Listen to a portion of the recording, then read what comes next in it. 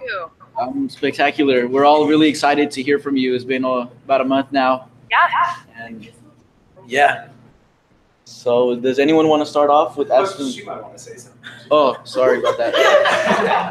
No, that's okay. I think yeah, I'm happy to respond to your questions. I think I know that you guys might have some specific questions. I am not an expert on the actual policy of the bill, but I'm happy to walk you guys through the resources that are out there for you guys to better understand what the bill is trying to do. So if at some point it's helpful for me to have you do that, I would really like to have you guys watch the hearings of the bill and show you where the bill digest is. So, you can read a bill. The actual language of the bill can be super complicated. Even lobbyists themselves usually rely on things like the bill report and the bill digest, which actually says in plain English what the actual bill does. So I'm happy to show you guys some of those resources at some point during this connection if you want, and talk about some next steps on advocacy. But until then, why don't you guys just throw your questions at me and we can have a conversation. Does that sound good? Sounds great. Great. And do remind me of your names when you come up to speak. Okay. Well, my name was Victor. Hi, Victor. Yes. Cool. Thanks, Victor. All right, let's start off with questions. Everybody's got some questions to ask, yeah? Julie wants to go here. She has to leave right at 11:30 as well, right? So let's I actually have more time. I'm not in a rush. Okay. Well, our class ends at 11:35 anyway, so. There is another connection after this, so we will have to cap it right at. Can you guys still hear me okay? I've got a little bit of a cold. So I don't know if I'm yelling or whispering or what. Good morning. Good morning. It's nice to see you again. Let me interrupt. Just to explain what I'm going to do. You're not up on the screen right now, so I'm going to be trying to fix that while Mahamud is asking his question. I just didn't want it to seem weird that I'm lurking right behind Mahamud. Yeah. Go ahead. Nice. Yeah. Okay. And a question I have is, what are the major obstacles that this legislation will face? Yeah, that's a great question. So, David, can you pull up the bill report? So have you guys been tracking the bill at all? Sort of. So as I said in my email, finals week was last week, and so we were pretty heavily focused on that. But we, ooh, geez. Oh, she did that. I didn't do that. So we've paid a little bit of attention, but we haven't had a chance to watch a hearing or. Okay. Can you remind me of what the bill number is off the top of your head? I have it written down. Just a second. Can you guys see what's on the screen now? Yes. This bill information? Yeah. Senate Bill 6087. 6087. So this is the bill report page right here. And I would love for you guys between this connection and the next connection to really just play around with this, this bill homepage. It is a great tool. And as a lobbyist, I use this all the time to figure out what's going on with my bills. So there it is, 6087. It shows you who the sponsors are right there, right? And they are hyperlinked, so you can click on each one of those senators, and it will tell you, what legislative district, what other committees they're on, how to get a hold of them, etc. So if we go back to the bill page and you scroll down, one of the things I'd show, back up, sorry. So one of the things I'd recommend that you guys do, scroll up a little bit more, David, is there's a place where it says get email notifications right there. And I would recommend that you click on that, and you can actually either as a class or as an individual sign up to get an email notification every time the bill status changes. What do I mean by the bill status? When it has moved out of a committee, when it is scheduled for a vote, you will get an email generated to you. Now, sometimes, things get backed up, so you might not get it, till 15 minutes before the thing actually happens. But that's a great tool, and as a lobbyist, I use that. So if we go to this bill status at a glance box, okay, what this shows us, you see the circles with the dots right there? Yeah. Yeah. So what that tells you is where it is at in the process, okay? So we know it was introduced in the Senate. Okay, it says in committee, and then now it's on the floor calendar, which means it was heard in committee, it got moved out of committee, and now it's eligible to be passed on the floor. When it says on floor calendar, that just means it's eligible to be passed off the floor. Okay. Now, once that happens, that little dot that is now open will be filled in. So the same information here is also available in a narrative, right below it. So it says bill history, 2018 regular session. So first reading means that it was introduced, referred to the Higher Education Committee. Then the 16th of January, it had a public hearing in the Senate Higher Education and Workforce Committee. And then on the 25th, it says executive action taken. Executive action taken means that it was voted out of committee, okay? So executive action just means it was voted to move out of committee. Where we see below that, HEWD, that's the Higher Education and Workforce Development, it says majority do pass, okay? So if you click on that majority report right there where it says do pass, that is all of the senators who voted yes to move the bill out of committee, okay? So if we close out of that box, on motion, it was referred to rules, which is the committee that happens after the Higher Education Committee. It doesn't necessarily need to go to the Fiscal Committee because it doesn't have a big fiscal note. Then I'm not going to get into all the weeds, but there's a few different step processes as the rules, when it's in the Rules Committee. When it says it's placed on second reading by the Rules Committee, that means it is queued up and is ready to go to the floor of the state Senate. So the next action we should see on this bill is that it will be voted on the floor of the Senate, which means it will have, if it gets a positive vote on the floor of the Senate, and they don't bring bills up unless it is ready for a positive vote on the Senate, it'll pass the Senate, in which case it will go on to the House. So the short answer, the long answer to your question is it has basically made its way 90% through the one chamber, through the Senate. Once it gets passed out of the House, passed off the floor of the Senate, it will then begin the process over again in the House. And it will have to go through those series of committees in the House and pass the House floor. Once it does that, the governor signs and it becomes law. So I just want to take you through this a little bit further. So if we go down bill history, okay, see where it says available documents. Now this is great. So if you see on the left side, it says original bill, okay? We don't need to click on that, but David, can you circle that original bill? So that right there, original bill, that's the actual text of the bill. That can be pretty complicated language. The tools I use often are the Bill Digest. So if you click on Bill Digest, this is like the very brief summary of what the bill does, okay? Requires the governing body of the Advanced College Tuition Payment Program and the College Savings Program to allow eligible purchasers to redeem, okay, right? So this gives you the synopsis as close to plain English as possible. And then here's a great tool. I don't know, have you guys, go back?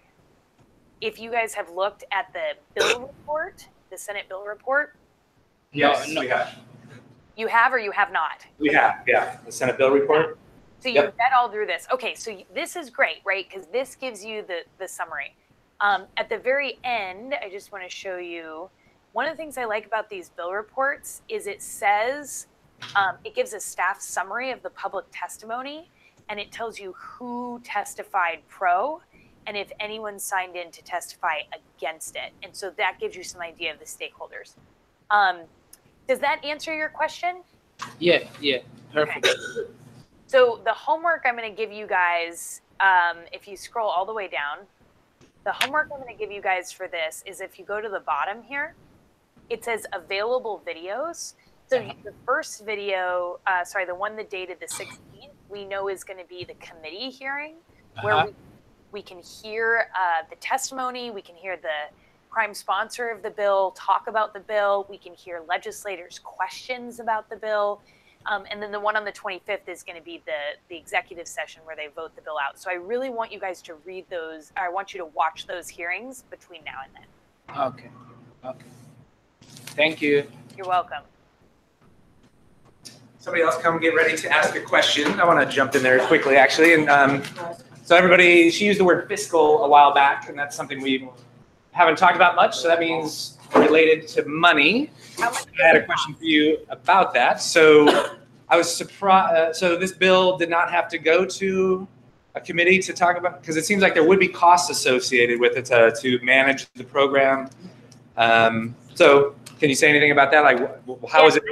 I'm not a subject expert on the bill itself, but I'll tell you this much. Every committee that a bill has to get through is another opportunity for it to die, right? Right. The more hoops it has to jump through, the more basically you can get tripped up, right? So the fact that this bill did not have to go to the fiscal committee is great. We're actually having a fiscal committee marathon right now. The deadline to get it out of that committee is today. So there's, I just ran over from that committee. Anyway, I don't know why it doesn't have to go to the fiscal committee, what the costs associated with the program is. But if you watch that hearing and you do a little bit more analysis about the bill, it sounds like it's a pretty much straight up policy change. It's not requiring the state to appropriate more money. Now, it may very well have financial implications for people, right? If it's some sort of savings program or something like that, that's not to say that it doesn't have any relevance to finances. The question though is, does it cost the state more money? Does it require an expenditure of the state funds? So if it's not an additional expenditure of state funds, then yes, it would miss what we call the fiscal committee or the money committee, essentially. Thank you. Yeah. Who wants to ask a question next?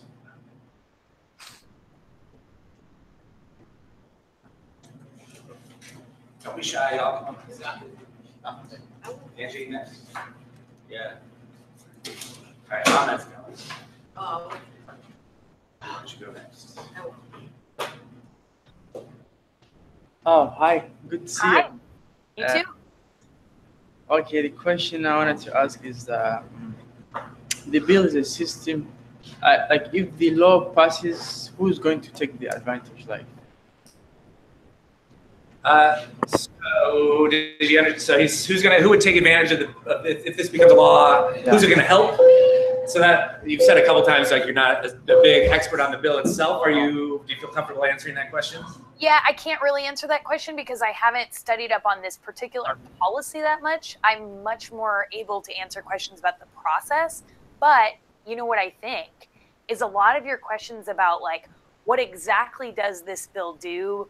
Who does it affect? How will it be implemented? You, I think, will be able to find answers to a lot of those questions by watching the hearings. And if you read the bill report that talks a little bit more about what the actual policy is. So I think that is a great question, and I wish I could answer it.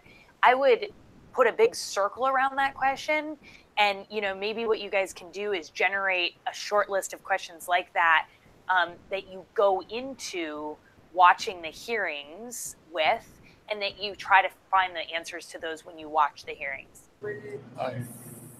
Because it's a really good question. I'm sorry I can't answer it.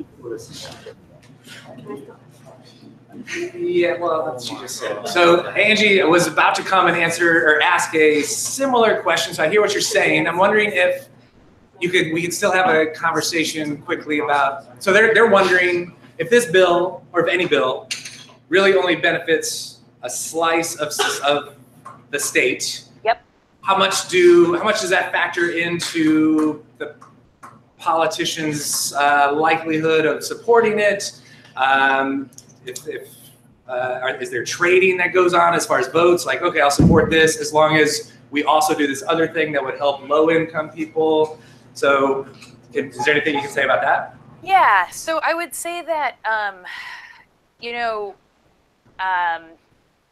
different bills do different things, right? There are some bills that, you know, help lots and lots and lots of people. There are some bills that are much more targeted to a particular subset of the population, right? I think the question you have to ask yourself is, what is the problem and what does a solution look like, right? If part of the if part of the problem is college is really unaffordable, right? You know, there's a lot of different ways that you can try to help make college more affordable. So yeah, you know, certainly there's trading that goes on with votes, right? Like if I think it boils down to how controversial is something, right? This bill does not strike me as something that's super controversial, helping people save money for college, right?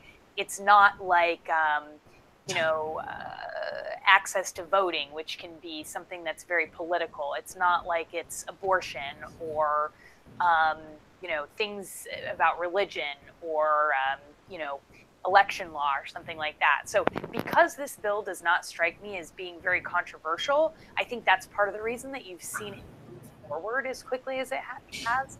I think sometimes where we see bills get backed up and get caught in the process is when they require significant cost. If the state is being asked to pay for something and there's a limited amount of money, right? The pie's only this big and the demands are much greater than that. That's where you start to see some of those, that trading happen. So I want to answer your questions. I do want to just take one opportunity to say that I'm really glad you guys are invested in this bill. And one of the things that I think is really important for you guys is that you guys actually take some direct action and advocate on behalf of this bill, okay? What we know is that when real people weigh in with their experiences, it matters and it helps move legislation forward in the process. So in addition to watching the hearings and kind of getting a better grasp on what this bill will do and why, what I would recommend that you guys do at this very pivotal moment is in the next week is write to your legislators about the need to move this on the floor. There is a calendar of important dates. We call it the cutoff calendar, which basically means by this date, the bill has to get through this process or it dies. The process of the legislative process is actually designed to keep bills from moving forward, right? So only a very, very few number of the total bills that are introduced actually make it through the end of the process. So part of your job as advocates is to shepherd this process along. I'm getting ringing in my ear. Oh, I see. Part of your job as advocates is to help move this bill through the process. Okay. So what we know is that this bill is in this. I think of it as like a swimming pool. Okay. The rules calendar is like a swimming pool, and there are all of these bills in the swimming pool or swimmers in this pool, and the ones that are going to move on to the process are the ones that make it out of the pool onto the land. So what we need is for this bill to get plucked out of that pool and kept it moving forward. I got to think of a better analogy. That's kind of a silly one. But anyway, you get it. So the question is, who has the power to give us what we want, which is to keep this bill moving in its process, okay? So I'm gonna give you some of the answer, but you're gonna have to figure out some of it too. So we know that there's a leadership team, right? There's 25 Senate Democrats that are in the majority. There's 20 Republicans. Within those 25 Senate Democrats that are in the majority, there's what's called a leadership team, right? So there's a handful of them that are in leadership that help make the decisions. So the people that I think that you should reach out to are who's called the floor leader, okay? And when you go online and you search through the Senate Democratic leadership, find out who is the floor leader. That is the person I would recommend that you reach out to and say, please pass this bill, okay? The other people that I would recommend that you reach out to are, what do we know about this bill? What was the committee it had to pass through originally?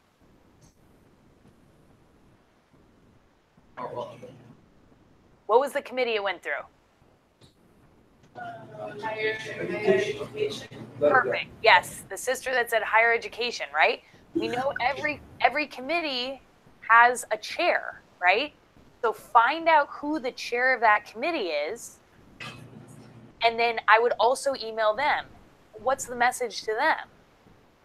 Please pass this bill. That's right. You might even throw in a thank you, right? We know that the chair gave the bill a hearing and moved it out of committee.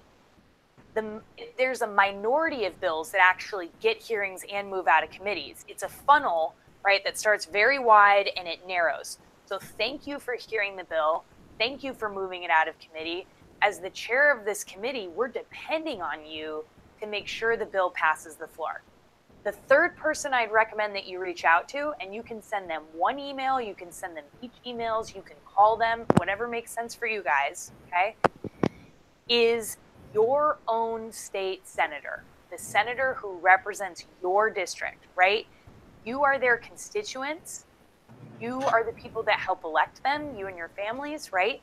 So I would identify who your own state senator is, or who the senator is that represents your school district, and say, we are following this bill, we are your constituents, this matters to us, please pass it off the floor. Last but not least, I'll say that the cutoff to get bills off of the floor is Wednesday of next week, Valentine's Day. So this bill has to be voted off the floor, right?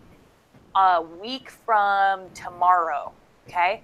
So the clock's ticking, and I would definitely recommend that you figure out who those people are and you reach out to them either as individuals or as a class. Read that, watch those hearings, and talk about why this bill is important to you, why it matters to you and your friends or you and your communities. Does that sound doable? Yeah. Yes. Yes. Great. All right, I'm happy to answer some more questions.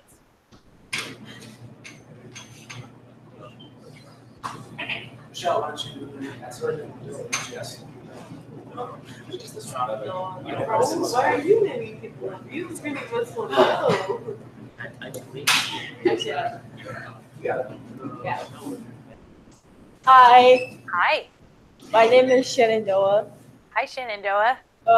The question. Oh, sorry. You're good. Are both Democrats and Republicans involved with this bill? That is a great question. So I'm going to have you guys answer that for me as part of your homework. But let's take a quick look at the bill report again together. The bill report together. So if I have that question about a bill, here's how I go about figuring that out. So up here, we start with who are the sponsors, right?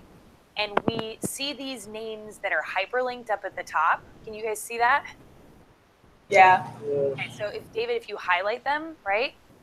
So the first thing that I would do is I would look, and now I'm a lobbyist, so I can look at those names and I know who's a Democrat and who's a Republican because I work with all of these people, okay? What I can tell you is I see one Republican on that list, okay? Now, what you can do is you can click on each of the names. So if you click on one, for example, the first name is always the prime sponsor, right? So that's Mark Mullet, and he's got that D next to his name, which means he's a Democrat. If it's an R next to the name, it means it's a Republican, okay? So I'm gonna have you guys look at that bill report and click through those names until you figure out who the Republican is. The other way that you can tell if this bill has support from Republicans is when you go, if you scroll down on the bill report, okay? So when we go to the action where it says, it says executive action taken, so the 25th, okay? Mm-hmm. Executive action taken, that means the vote was taken in the Committee on Higher Education and Workforce Development. Where it says majority do pass, right below that, okay? That little link right there, is your friend. It says majority report. You highlight those names, okay? If you highlight those names, David, it says the people that voted do pass. The people that voted do pass, which means yes, are the names of those senators right there. Now, you can't click on those, but what you can do is write them down. So that will tell you if there's any Republicans on it. And what I can tell you right there is here's a little hint. So it says the vice chair, and then it says, do you see where it says, signed by Senators Ranker, chair. Ranker is the chair. Palumbo, that's a senator's name, vice chair. Hawkins, who is the ranking member. Ranking member means the highest, the person who is of the opposite party. So we know that Democrats control the Senate, so the chair is going to be a Democrat. The ranking member is the person who is of the opposite party, who's the highest up on the committee, okay? So it says ranking member Hawkins. Hawkins is the top Republican on that committee, and he is on this list as a do pass. So that tells me, in layman's terms, that the Republican member Hawkins voted for that bill.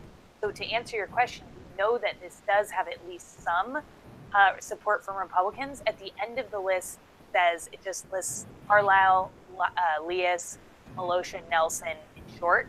I gave you the first hint, but I want you to look through those names and figure out which are Democrats and which are Republicans. And if you see that there's a lot of each, that tells you it has strong bipartisan support. Does that make sense? Yeah. Great. Thank you. Yeah, so I think that we unfortunately have to be done for the day, but can somebody summarize what your homework assignments are between now and our next connection? To contact the lead something. Contact Committee chair. committee chair, There's 3 people. Committee chair's 1, the floor, our state another, and our floor, our state senator. that's great. That's great. And then you're going to watch the hearings, right? Yeah. Yes. Beautiful. And I'm starting to set some stuff up too down here for when you guys visit. I'm super excited you guys are going to get to come down. The last thing, you guys, after this bill, we hope it's going to pass the floor, and you guys are going to make that happen between now and next Wednesday. Once the bill passes the floor, it will go to the House Higher Education to get a hearing. And I think it would be really valuable if you guys want to either see if we can do remote testimony where you guys can actually testify on this bill. Some committees they do and some committees they don't. If they can't, I would like for you guys to write out testimony and send it to the committee. And if you'd want to, as your lobbyist, I would also be happy to testify on your behalf, but I want to try to figure out how we can actually get you guys to testify on that bill. So just keep that in the back of your mind. Like any good advocates, you have to just do each step that's right in front of you. And right now we got to get it off the floor. So, okay, I'll see you guys soon. Thanks, everyone. Bye. Bye.